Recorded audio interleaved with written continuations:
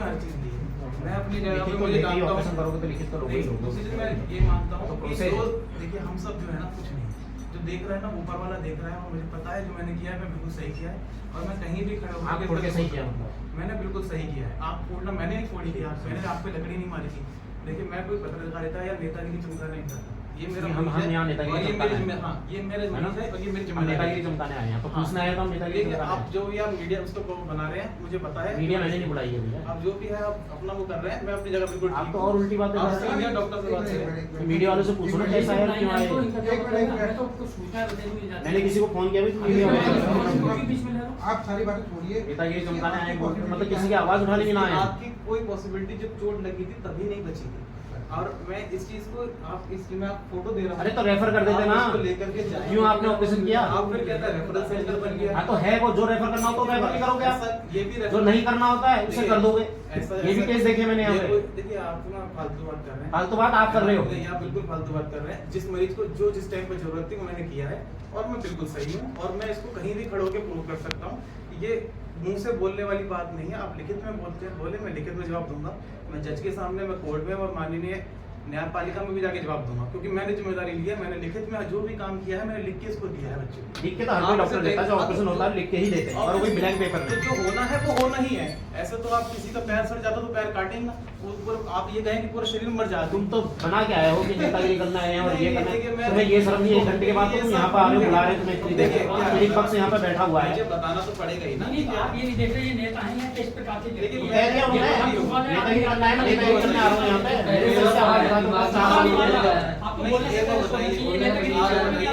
मुद्दा क्या है यहाँ पे बात करने का? मैं मरीज के लिए आया हूँ। गरीब के साथ कोई तो हमने आपसे ये पूछा, आप सबसे पहले ना इसकी जिम्मेदारी के लिए मैं खड़ा हूँ, मैं लूंगा इसकी जिम्मेदारी बच्चे की जो भी होगी। मैं अभी भी इसके आगे नहीं बढ़ूंगा, ये मेरी जिम्मेदारी है, मैं निभाऊंगा। आंसू लगेंगे, पाप लगेंगे तुम्हें, बातें कर रहे हो। हाँ पुण्य लगेगा, रो रहे हैं सबके साथ, पुण्य लगेगा, मेरे को पुण्य लगेगा, बिल्कुल मेरे को पुण्य लगेगा। अच्छी बात है। ऊपर वाला जानता है जो मैंने किया है बिल्कुल सही किया है, और मैं किसी भी दबाव में आकर के अपनी बात से पीछे नहीं हटूंगा। मैंने इसका ऑपरेशन किया है, मैं पूरी जिम्मेदारी लेता हूँ, आगे भी इसकी पूरी जिम्मेदारी मैं ही लूंगा। दूसरी चीज, और आप इस कागज को ले जा करके कहीं दिल्ली भी लेके चले जाए, कोई काउंटर कर देगा तो मैं अपनी बात मान जाऊंगा, ठीक है? और एक ये है बच्चे की फोटो, बहुत अच्छी बात है, बहुत अच्छी बात है। ऊपर से बोल रहे हो ये है बच्चे की फोटो प्री ऑप, इसमें बच्चा नहीं आपको दिखाया ना, लिखे दिखाया आपने। ये है बच्चे की आपकी फोटो, इसमें मैं क्या करूंगा? सिलूंगा नहीं, आप नहीं थे साथ में। मेरी बात ये था जो बच्चे की। बात हकीकत है साहब वो बात कीजिए आप। ये ये देखिए मैं बताता हूँ, जब हम देवता मेरा देव मतलब पौधे ही है, जब हम गाड़ी पे खड़े थे तो पहले लकड़ी मेरी गिरी की थी। ठीक है मैडम, आपका शुभ नाम क्या है? रिंकी, ये आपका बेटा है? ये मेरे बेटा है क्या नाम है इसका? आयुष, उम्र कितनी है? 10 साल का। क्या मामला हुआ बताइए। हम सगाई पे आ रहे थे कि नानी नाना लेके आ रहे थे इसे, मैं तो घर पे थी, तो इसकी आँख में लकड़ी लगी थी, इसकी आँख में लकड़ी लगी थी यहाँ कोने पर। तो हम फिर इसे डॉक्टर के वहाँ लेके आए हॉस्पिटल में। कहाँ? यहीं पे सरकारी हॉस्पिटल में, रामनगर। हाँ। जब इसे भर्ती किया, इन्होंने पट्टी उट्टी बांधी, इन्होंने भर्ती करवा दिया। तो उन्होंने ये बोला, फिर हम घर जाने लगे, फिर इन्होंने ये बोला कि जब जाओगे तो तुम वापसी मत आना यहाँ पे, नहीं तो आज ही करवाओ इसका ऑपरेशन, इसका ऑपरेशन अभी होगा।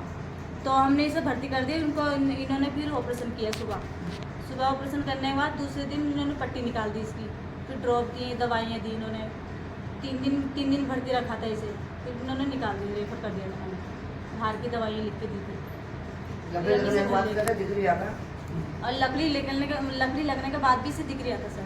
अब आँख खराब हो गई? अब इसके ऑपरेशन के बाद दिखना बंद हो गया। अब आप क्या चाहते हैं इसके लिए? मैं इंसाफ चाहते हैं सर, मेरी बेटे की आँख चाहिए, मुझे मेरे बेटे की आँख चाहिए सर।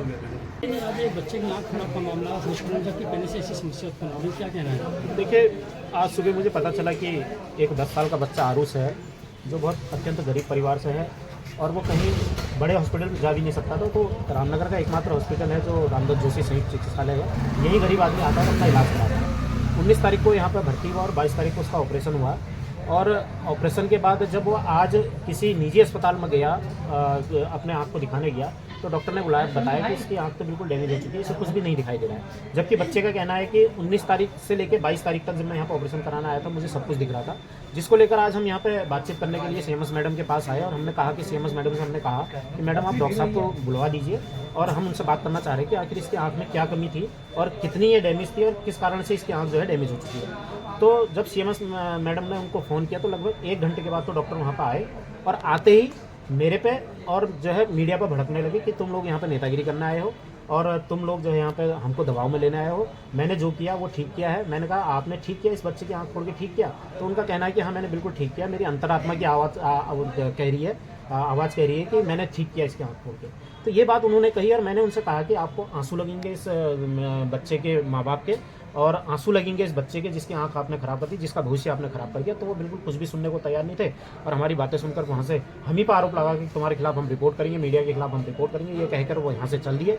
और लगातार इस अस्पताल में पीपीपी मोड से संचालित अस्पताल में व्यवस्थाएं होती रहती हैं। अभी हफ्ते 1.5 हफ्ते पहले यहाँ पे एक नवजात बच्चे की मौत हो चुकी थी, उसमें भी मैंने आवाज़ उठाई और लगभग 4 साल इस हॉस्पिटल को पीपीपी मोड पर दिए हुए हो गया है। लगातार यहाँ पर धरने प्रदर्शन मैंने किए कि इस हॉस्पिटल को जो है सरकारी अस्पताल में फिर से बहाल किया जाए, लेकिन कोई सुनने वाला नहीं है, क्योंकि इस अस्पताल को जो यहाँ का मैनेजमेंट है उसको सत्ता पक्ष का पूरा संरक्षण प्राप्त है, जिसके लिए यहाँ पर कोई भी किसी की आवाज़ सुनने को तैयार नहीं है। कोई इसके खिलाफ आवाज़ उठाता है तो ये चाहते हैं कि किसी गरीब मजदूर कोई भी व्यक्ति है उसके साथ कोई भी यहाँ जो है उसकी पैरोकारी में ना आए और इनके खिलाफ कोई जो अनियमितताएं होती है उसके खिलाफ आवाज़ नहीं उठाए, जिसके लिए हम यहाँ पर बातचीत करने आए थे, लेकिन कोई यहाँ पर सुनवाई नहीं हो रही है।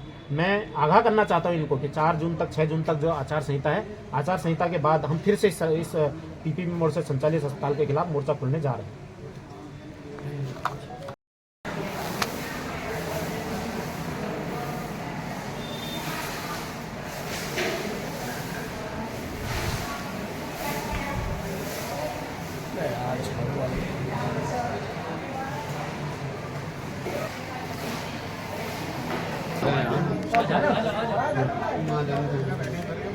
भेज दिए चले